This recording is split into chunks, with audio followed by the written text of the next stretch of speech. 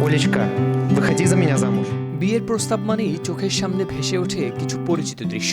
আলো ঝলমলে কোনো টাওয়ারের সামনে দাঁড়িয়ে থাকা, নরম বালুর উপর ধীরে হাঁটা, কিংবা চেনা কোনো রেস্তোরাঁর শান্ত কোণে হঠাৎ থেমে যাওয়ার সময়। কিন্তু এই গল্পটা হাঁটেনি সেসব কল্পনার পথে। এই গল্পটা হেঁটেছে একেবারে অপ্রত্যাশিত দিকে, রাষ্ট্রের সবচেয়ে আলোচিত প্রেসিডেন্টের সংবাদ সম্মেলনের মঞ্চে। রাশিয়ার এক তরুণ সাংবাদিক কিরিল বাজানভ, যার জীবনের সবচেয়ে ব্যক্তিগত সিদ্ধান্তটা নিতে বেছে নেন দেশের সবচেয়ে আলোচিত এক অনুষ্ঠানকে। প্রতি বছরই বছরের শেষ দিকে টেলিভিশনে সরাসরি সম্প্রচারিত হয় রাশিয়ার প্রেসিডেন্ট ভ্লাদিমির পুতিনের দীর্ঘ সংবাদ সম্মেলন। ঘণ্টার পর ঘণ্টা ধরে চলা এই আয়োজন পরিচিত পুতিনস টিভি ম্যারাথন নামে। রাজনীতি, যুদ্ধ, অর্থনীতি, এই সব প্রশ্নের উত্তরই উঠে আসে এখানে। সংবাদ মাধ্যম এএফপির প্রতিবেদনে প্রকাশ পেয়েছে এ তথ্য।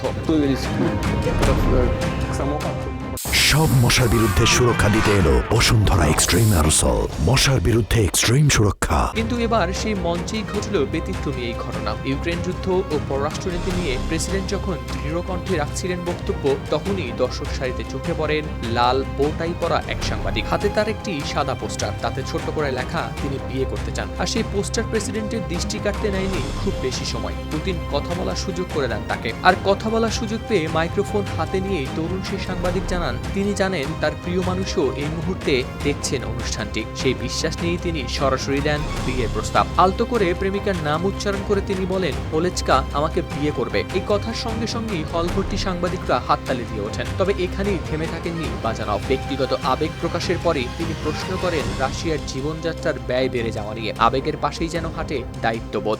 Олечка, выходи за меня замуж.